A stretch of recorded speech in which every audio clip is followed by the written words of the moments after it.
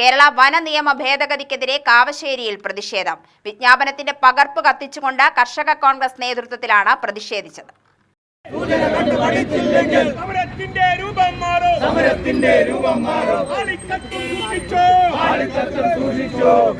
കേരളത്തിൽ 430 പഞ്ചായത്തുകളും വനാതിർത്തി പങ്കിടുന്നുണ്ട്. അവിടുത്തെ ഏകദേശം 1,30,00,000 കർഷകരെ കുടിയിറക്കി വന്യമൃഗങ്ങൾക്കായി തുറന്നുകൊടുക്കണമെന്നാണ് ഇനി നിയമത്തിലെ വ്യവസ്ഥ. ജനവിരുദ്ധ കർഷകവിരുദ്ധ കേരള വനനിയമ ഭേദഗതി കരട് വിജ്ഞാപനം പിൻവലിക്കണമെന്നും ജനങ്ങളെ നേരിടാനല്ല വന്യമൃഗങ്ങളെ നേരിടാനാണ് നിയമം വേണ്ടതെന്നും കർഷക കോൺഗ്രസ് അഭിപ്രായപ്പെട്ടു.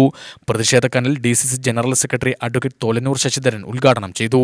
ഈ വനനിയമം വന്നുകൊണ്ട് കേരളത്തിന്റെ വനാതിർത്തിയിൽ ജീവിക്കുന്ന ഒരുപാട് കർഷകർക്കും നാട്ടുകാർക്കും വളരെ പ്രയാസമുണ്ടാക്കുന്ന രീതിയിലേക്ക് നമ്മൾ എത്തിപ്പെട്ടിരിക്കുകയാണ്.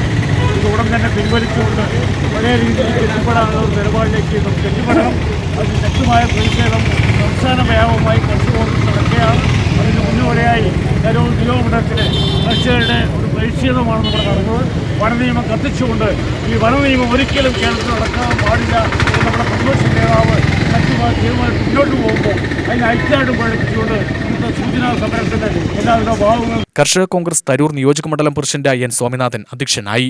യോഗത്തിൽ ബ്ലോക്ക് കോൺഗ്രസ് പ്രസിഡന്റുമാരായ P ബാലൻ, അഡ്വക്കേറ്റ് ദിലീപ്, DCC സെക്രട്ടറിമാരായ Ambujakshan, doctor Arsalan Nizam, UDF chairman Manoj, കർഷക കോൺഗ്രസ് ബ്ലോക്ക് ഭാരവാഹികളായ ശ്രീനിവാസൻ, രാമകൃഷ്ണൻ, മണ്ഡലം പ്രസിഡന്റുമാരായ കാവശ്ശേരി സതീഷ് കുമാർ, തരൂർ ജനാർദ്ദനൻ, അബ്ദുൾ റഹ്മാൻ, കൊച്ചുകുമാരൻ തുടങ്ങിയവർ പങ്കെടുത്തു.